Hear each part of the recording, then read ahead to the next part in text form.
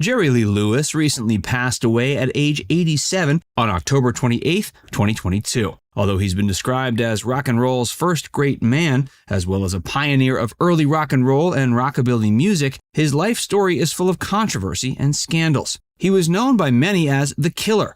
That moniker, however, wasn't just a casual nickname. The strange and shocking tale behind the origin of the sobriquet is quite startling, to say the least. Join Factsverse as we reveal the real reasons why they call Jerry Lee Lewis the Killer.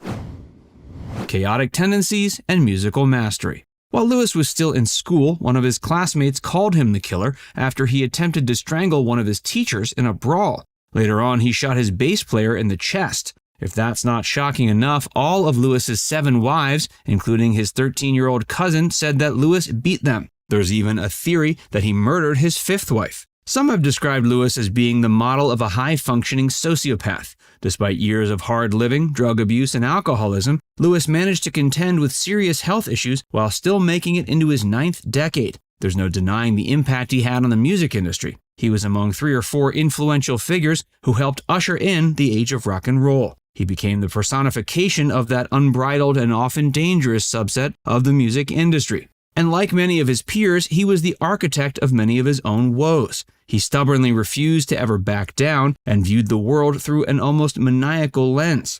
Lewis was a thief, bigamist, sexual predator, adulterer, liar, and a family abandoner. Obviously, looking back on his actions, he didn't believe the rules of society applied to him. 2 of his biggest songs, Great Balls of Fire and Whole Lotta Shaking Going On, perfectly encapsulate his unchecked and decidedly shameless character. He, along with Little Richard, stood at the fringes of the early 50s rock and roll scene. His other claim to fame, unfortunately, was the very thing that almost vaporized his promising musical career. That, of course, would be the sex scandals he got tied up in the early days of rock music history.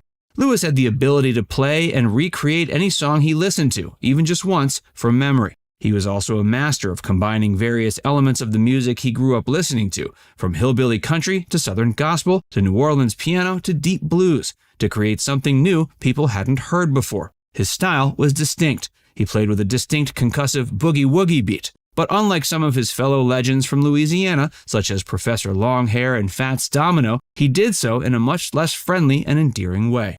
In his brief 3-minute proto-rock compositions, he hammered out intricate and cascading rhythms, accompanied by dissonant chord changes and, at times, manic vocal deliveries. Amidst all the racket, he worked in lyrics that were on the surface quite innocuous. But songs like Shakin' featured wild, lusty lyrics that were so raw they left little to the imagination. While pounding away at his piano, Lewis would bounce up and down with such intensity that the slicked down hair on his noggin, plastered in place by a thick slathering of pomade, would often come loose and bounce with him. While his performances seemed chaotic, seemingly paradoxically, he was always in control. He was a deliberate showman who wasn't afraid to dial up the intensity and emotion of his performances into an almost hurricane-like whirlwind of sound. No matter how unhinged his delivery appeared, there was always a sense of control and calculated detachment. Simply put, he always knew what he was doing.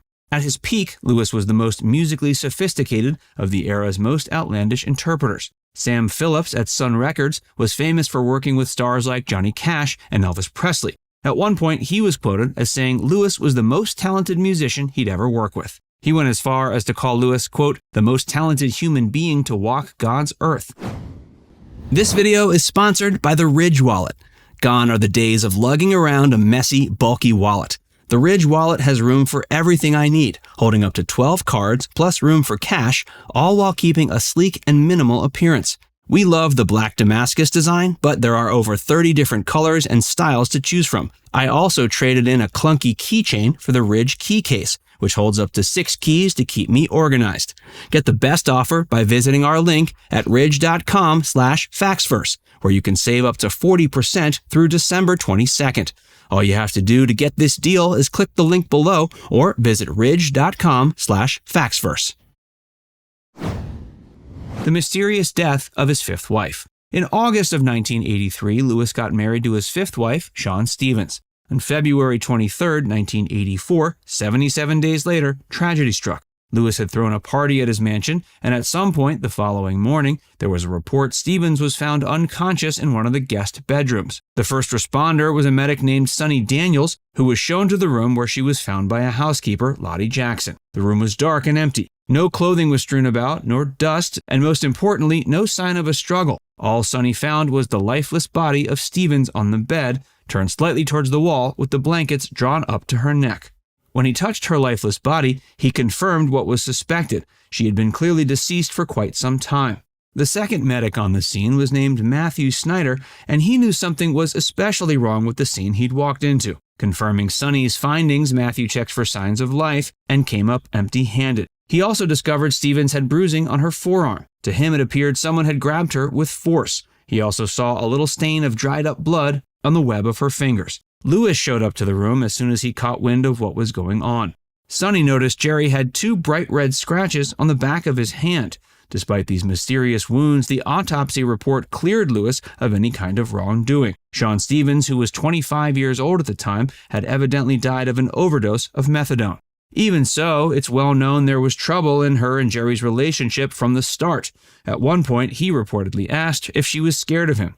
He then told her she should be because of his reputation. "Why do you think they call me the killer?" Lewis apparently asked her. Just 2 months later, she was dead. It's never been proven that Lewis had anything to do with her death, but the fact that he was known for being abusive to all his wives, coupled with those mysterious wounds on his hands, leaves a lot to wonder about. The Graceland Incident. In the early morning hours of November 23, 1976, Jerry Lee Lewis was booked on public drunkenness and firearm charges outside of Elvis's gated Graceland estate. 2 months prior, Lewis fired a .357 Magnum at a Coke bottle in his bedroom. The bullet ended up ricocheting and accidentally hit Lewis's bassist Butch Owens in the chest. Fortunately, Owens survived, but the incident proved Lewis wasn't one to be trusted when wielding a gun. The Graceland incident could have been a disaster if it wasn't for the quick thinking of Elvis's security team. The evening of the incident, Lewis had been drinking at a Memphis nightclub called Vapors. It was there he was given a gun. After remembering Elvis wanted to see him, Lewis climbed into his brand new Lincoln Continental and headed to Graceland with the pistol on his dash and a bottle of champagne under his arm. Just before 3 a.m, he smashed into the gates of Graceland. That evening, Presley's cousin Harold Lloyd was manning the gates. After the Lincoln crashed, Lloyd was astonished to see the rocker try to hurl the bottle of booze out the window of the vehicle. Not realizing the window was rolled up, it ended up smashing both. Elvis had witnessed the incident through closed-circuit TV and told the guards to alert the police. When the Memphis police arrived, they found the gun in the car and Lewis hooting and hollering. Even while being put into cuffs, he was apparently hurling around threats. When the cops asked Presley what he wanted them to do, he told them to lock him up. Lewis later said he was hurt by this, since the two had gone way back and were quite close. Lewis ended up being released on a $250 bond, and his mugshot was published in just about every major newspaper by the following morning. 9 months later, Presley died at Graceland. Jerry Lee Lewis was no stranger to controversy. From his marriage to his 13-year-old cousin to his violent tendencies, he was clearly a man not afraid to do anything he wanted. Now it's time to hear from you. Did you know Jerry Lee Lewis was given the nickname The Killer after brawling with one of his school teachers? Let us know in the comments section below.